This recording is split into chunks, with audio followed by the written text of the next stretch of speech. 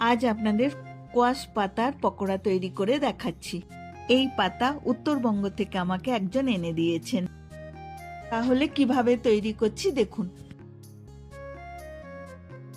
বেসন জল দিয়ে গুলে নেব। এরপর একে একে নুন, খাবার সোডা, আদা রসুন পেস্ট, পেঁয়াজ কুচি, লঙ্কা কুচি আর কোয়াশ পাতা দিয়ে সব একসাথে মিশিয়ে নিলাম।